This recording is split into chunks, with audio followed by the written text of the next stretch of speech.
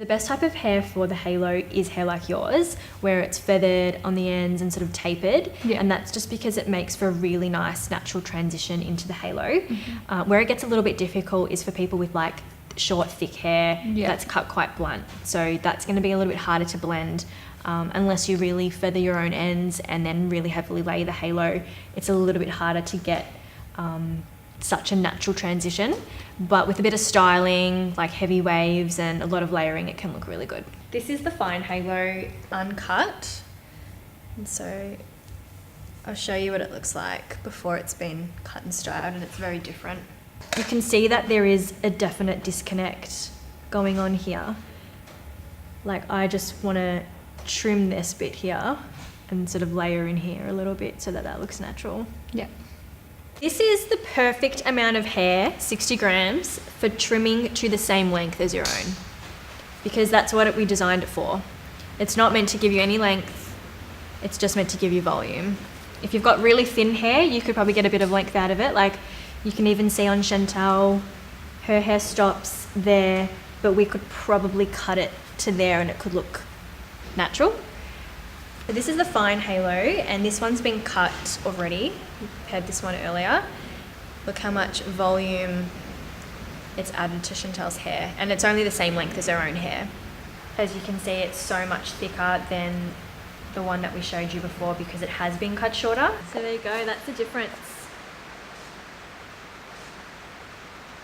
It just looks so much more complete when you've had it trimmed and layered, styled, and you've given it a bit of TLC, because that's cut now. You don't have to cut it again. Yeah. It's just ready to go every time you want to wear it. Yeah. This one here now is the medium, and as you can see, once again, it just needs to be cut. And even though Chantal's got great hair to blend with it, I personally can see it needs layers. It needs to be cut a bit shorter. So this is the medium halo now that's been cut and laid a little bit. Looks totally different.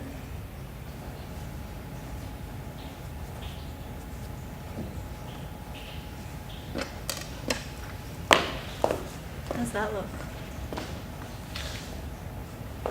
Yeah. It looks like So much totally better. different. Yeah. Yeah. Isn't it? So this one being the thick one, you can see there's a lot more hair here now. And this one would work beautifully. Like, if we want to keep this one really long, it works quite nice. It just needs some heavy layers through it so that it can carry on with what you've got in your hair. Yeah.